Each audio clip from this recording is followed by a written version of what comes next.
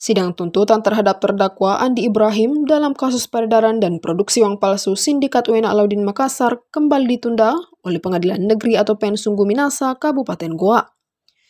Menurut jadwal awal, Jaksa Penuntut Umum atau JPU dijadwalkan akan membacakan tuntutan hukuman terhadap terdakwa Andi Ibrahim Rabu 30 Juli. Namun ditunda karena surat rencana tuntutan atau runtut belum selesai disusun. Sementara itu, Hakim Ketua Dian Marta menerangkan bahwa jadwal sidang terhadap terdakwa Andi Ibrahim telah ditunda sebanyak 2 kali dan akan dijadwalkan kembali pada Rabu 6 Agustus mendatang. Diketahui sebelumnya, terdakwa Andi Ibrahim yang merupakan ex-kepala perpustakaan UIN Alauddin Makassar berperan sebagai pengedar dan melakukan transaksi jual beli uang palsu. Sebelumnya diberitakan pekan lalu, para terdakwa menjalani sidang peninjauan setempat termasuk Andi Ibrahim Rabu 23 Juli.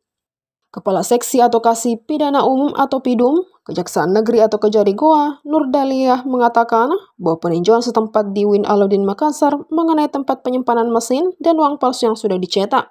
Nur Daliah mengatakan bahwa ada 4 gedung ruangan penting di gedung perpustakaan kampus 2 UIN Alauddin Makassar yang dilakukan sidang, di antaranya gudang, 2 toilet, dan gudang di lantai 2 serta ruang kerja Andi Ibrahim.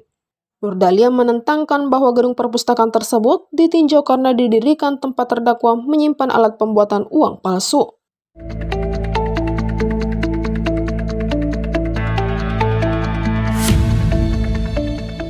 Pemerintah Kabupaten atau Pemkab Takalar, Sulawesi Selatan melelang 32 unit kendaraan dinas roda 4 milik pemerintah daerah. Pelelangan dilakukan secara online melalui situs resmi www.lelang.go.id sejak 27 Juli hingga 1 Agustus 2025, paling lambat pukul 10.00 WITA. Sekretaris Daerah Takalar Hasbi Bantang saat dikonfirmasi membenarkan bahwa proses pelelangan dilakukan melalui Kantor Pelayanan Kekayaan Negara dan Lelang atau KPKNL. Sementara itu, Kepala Bidang Aset Pemkab Takalar, Amirullah menambahkan bahwa penentuan harga kendaraan sepenuhnya ditentukan oleh KPKNL berdasarkan kondisi dan tipe kendaraan. Harga kendaraan bervariasi mulai dari 28 juta untuk Toyota Kijang Grand Lux tahun 2004 hingga 156 juta untuk Mitsubishi Pajero Sport tahun 2014. Seluruh kendaraan dinas yang dilelang diparkir di halaman kantor Bupati Takalar. Calon pembeli memungkinkan mengecek langsung kondisi kendaraan, bahkan menyalakan mesinnya dengan didampingi panitia lelang. Ia juga menyebutkan bahwa tidak ada target khusus dalam jumlah kendaraan yang harus laku terjual. Namun berdasarkan pengalaman sebelumnya, sekitar 70% kendaraan berhasil dilelang. Bagi masyarakat yang berminat mengikuti lelang, diwajibkan menyetor uang jaminan. Besarannya berbeda-beda tergantung kendaraan yang dipilih.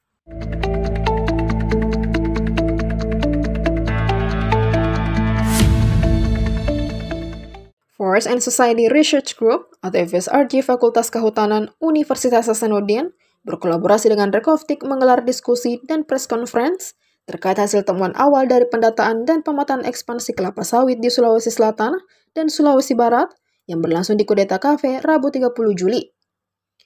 Perwakilan FSRG, Vika, mengatakan kegiatan ini merupakan ruang dialog terbuka bagi publik, media, dan para pemangku kepentingan untuk bersama-sama membahas dinamika dan tantangan ekspansi sawit, serta mencari solusi menuju tata kelola yang lebih inklusif dan berkelanjutan. Dalam beberapa dekade terakhir, ekspansi industri kelapa sawit di Indonesia mengalami pertumbuhan yang pesat dan masif. Sulawesi sebagai salah satu kawasan strategis di luar Pulau Sumatera dan Kalimantan, mulai menjadi wilayah sasaran baru untuk perluasan perkebunan kelapa sawit. Secara khusus, Provinsi Sulawesi Selatan dan Sulawesi Barat menjadi titik penting dalam peta ekspansi sawit. Namun perluasan ini tidak selalu disertai dengan keterbukaan data, partisipasi masyarakat lokal, atau pertimbangan dampak lingkungan dan sosial yang menyeluruh. Perwakilan Bappelit Bangda Sulsel ingin menjelaskan bahwa pihaknya sedang menyusun dokumen roadmap ekonomi biru, memastikan pembangunan di perairan maupun darat menjamin keberlangsungan lingkungan. Selain itu, dokumen kedua, roadmap ekonomi hijau, arahnya meningkatkan kesejahteraan yang dirasakan secara berkelanjutan.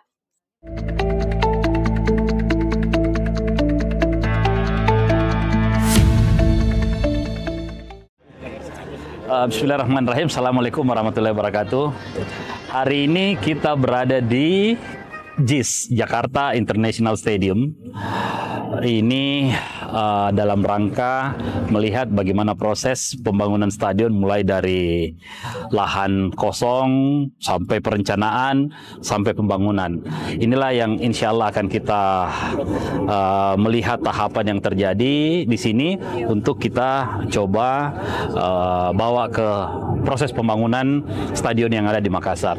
Mudah-mudahan apa yang kita dapatkan, informasi dengan segala macam yang sudah kita lihat di sini bisa menjadikan proses pembangunan stadion di Kota Makassar ini bisa lebih cepat, bisa dengan kualitas yang lebih baik, dan juga tentu pembangunan dengan schedule yang on time. Kita ditemani dengan teman-teman dari Jakpro yang dipimpin langsung oleh dirutnya dan teman-teman dari JIS. Inilah stadion yang sangat luar biasa, yang sangat megah dengan daya tampung yang sangat besar.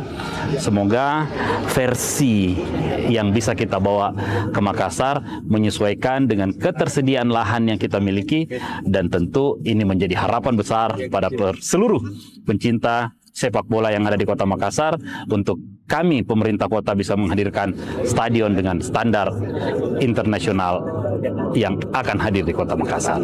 Dari Jakpro, terima kasih. Assalamualaikum warahmatullahi wabarakatuh.